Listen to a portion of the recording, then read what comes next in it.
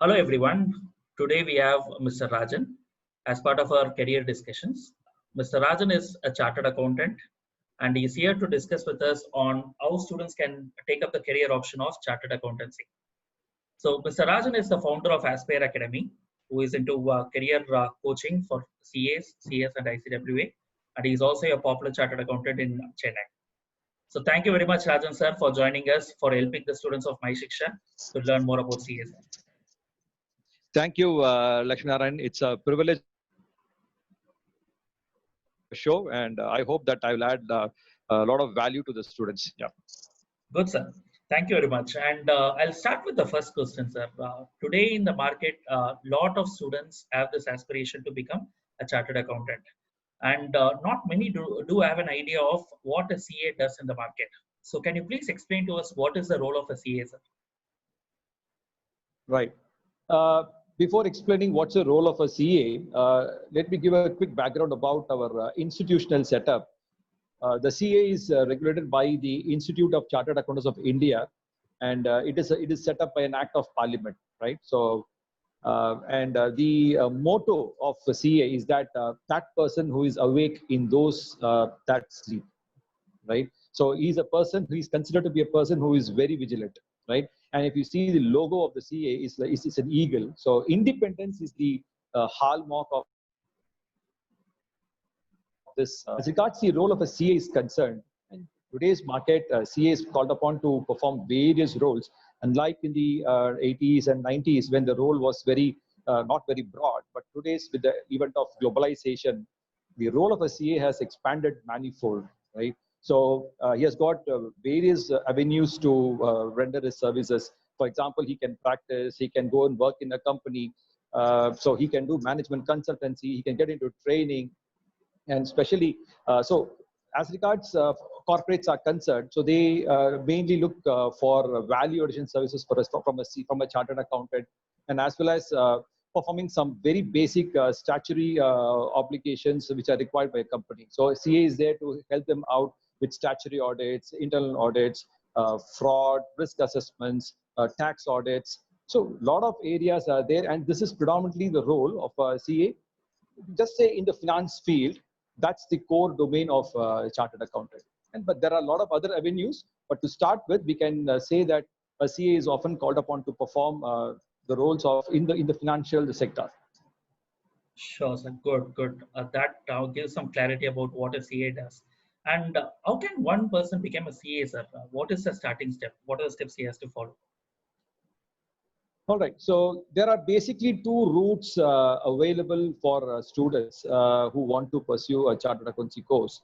So what we call, one is the foundation route and the other is the direct entry route, right? So after +2, a student can directly enroll into the CA foundation course, and then he can gradually progress from foundation into the intermediate course, and then he can do the CA final course. So this is one stream, one route into the CA stream. The other route is it's called the direct entry route, where people can actually finish off their graduation, maybe a BCom or a BA, BCS, whatever it may be, and then they can get into the CA stream, which is called the direct entry.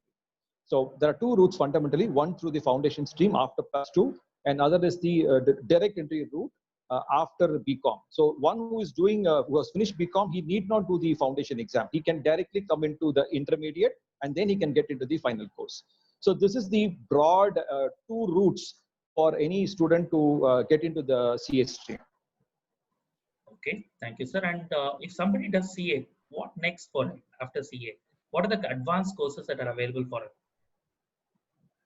See, CA itself it's a humongous course, right? Because the depth of the subject, right, it's enormous. I would say it's both in depth and width, right? So a student who's actually getting into the CA, he has to cover a lot of subjects into the stream because he's going to do at 3 levels: foundation, inter, and final. So a lot of subjects are getting covered there itself. And after finishing CA, if someone is really interested to pursue the CA, what next after CA, there are a lot of specialized courses which are available. So just like that for an MBBS doctor, after MBBS, he has got a lot of specialization. For a chartered accountant also, there are a lot of avenues which are available. Earlier in 80s and 90s, there was a craze of like people, they will finish CA and then they will move on to CWA and then ACS. But now that approach is not getting followed. And we see a lot of students after finishing CA, once they become a professional, they want to do some advanced courses in the CA field.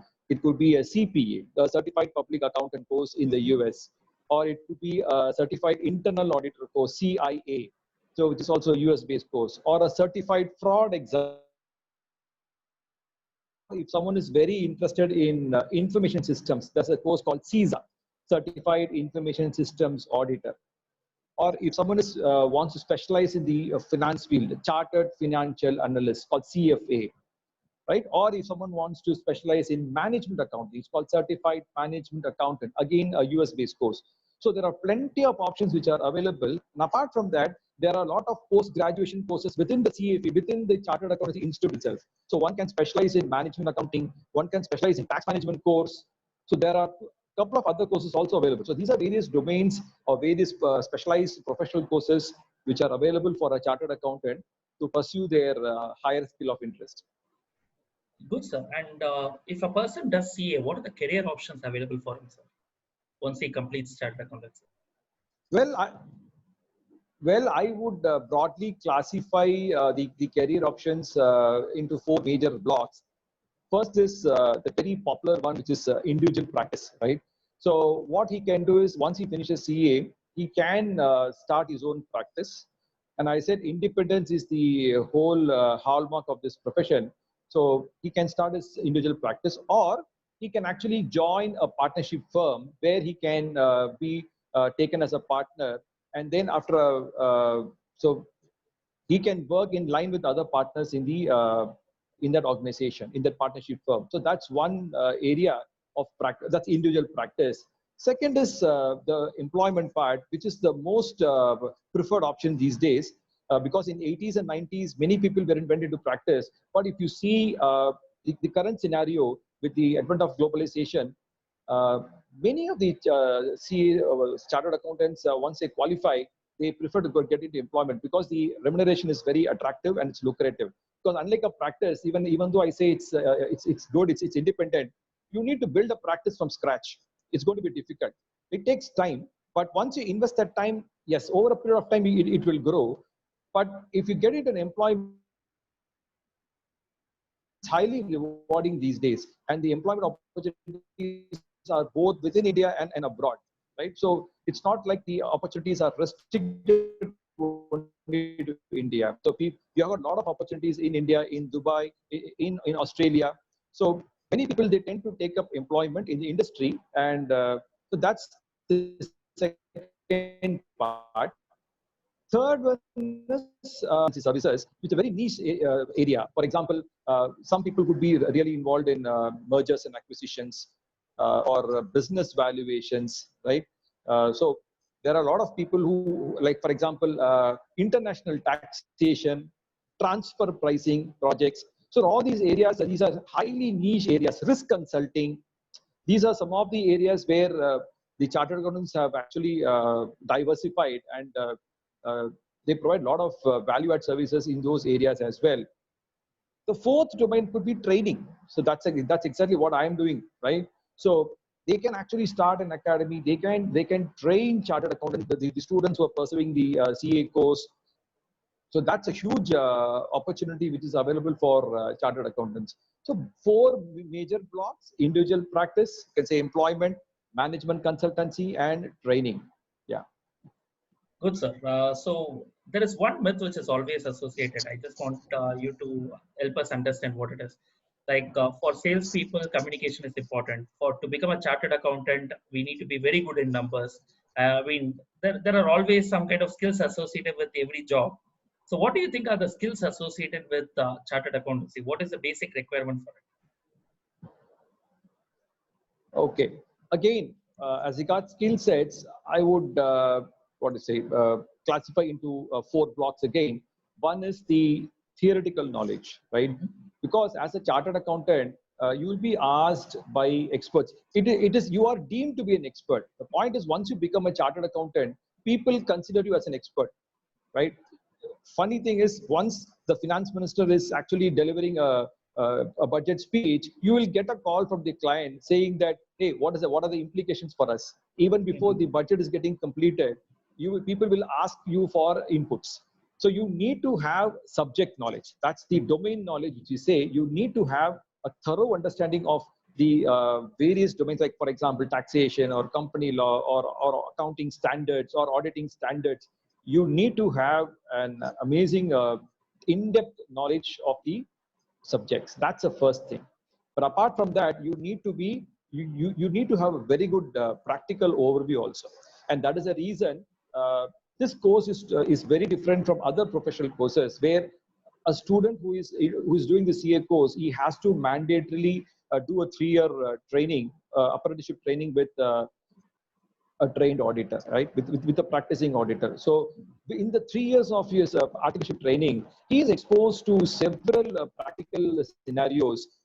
It could be bank audits, or it could be insurance audits, it could be statutory audits, it could be say internal audits, it could be taxation, right? It could be even physical stock verification, it could be fixed assets verification. So many areas, that depends upon the nature of clients which the auditor is actually dealing, right? So that is something brilliant, because as you study the subjects, as you prepare for your examinations on one side by side, the 3 years of artificial training, you get exposed to the practical aspects of what you study. So it's an awesome combination of what you study and what you practice. You can actually correlate and link, right? That's something which is brilliant. So you need to have that kind of a practical knowledge also. So these are two major things. And apart from that, information technology.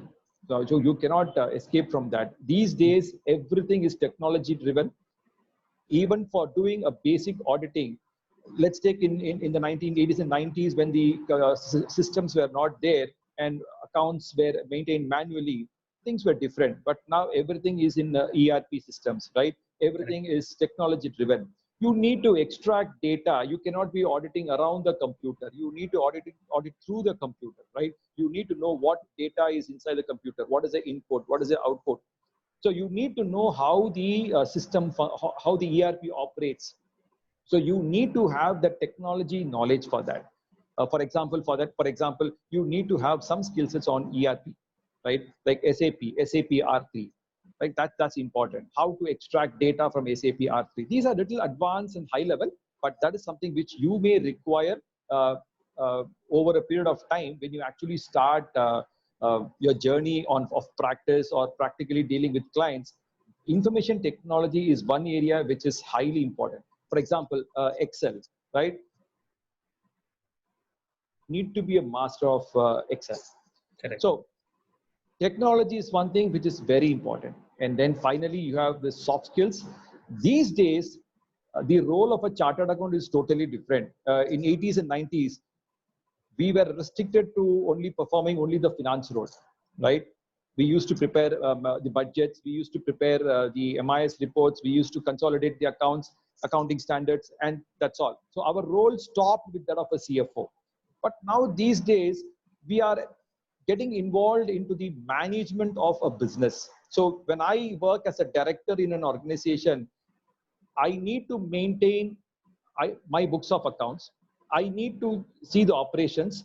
I need to generate sales. I need to have a net profit margin. I have business targets. So obviously, it is not just the theoretical knowledge and practical knowledge which is going to help. You need to have the sales skills, the marketing skills, the communication skills, right? Correct, sir. Need to bring new clients. So the role of a chartered accountant has expanded big time in that realm. So yeah, so these are the various skill sets. I'll say theoretical knowledge, a practical knowledge, knowledge on information technology, and greater soft skills. Good, sir. With all these skills, what do you think is the entry package for chartered accountants in the market? A fresh chartered accountant in the current market scenario will get anywhere around 7 to 8 lakhs, because the campus interviews are getting organized by the institute on an yearly basis. So 7 to 8 lakhs is the average package for a chartered accountant. And if someone is blessed to have completed the course with distinction, let's take an All India rank holder, the package will be around 15 lakhs straight away. Oh, that's great, sir. That's good to know. And one last question from my end, sir. So if I am interested to become a chartered accountant, what should be my first step? What should I do now to get into CASPs? All right. So the first thing is you need to get yourself registered as a student with the Institute of Chartered Accountants of India, right? That's the first step. So you may, after +2, you may get into the foundation course, or after BCom, you may get into the direct entry route, whatever be the case. The first step is you need to get yourself registered as a student with the CA Institute for the materials, and there are a lot of coaching opportunities which are available to you in the market. So it's actually a self-study course. So, but there are a lot of help available these days. So there are a lot of academies which give training and coaching on the chartered accountancy course. So you can as well join some of the good academies and get yourself educated on those topics and subjects. And then you need to start preparing for examination. And then it's a 4 years journey, and you need to do even the articleship training during the course of the 4 years. And that's how this journey gets completed. So you need to get registered as a student with the CA Institute first. That's the first thing. Good, sir. Good. Thank you very much for your time, sir. We will keep troubling you for more such discussions, because students who are aspiring to become CA would love to hear you more. So thank you very much for your time today. We'll be in touch, sir. Thank you. Thank you, Lakshmi. Pleasure was mine.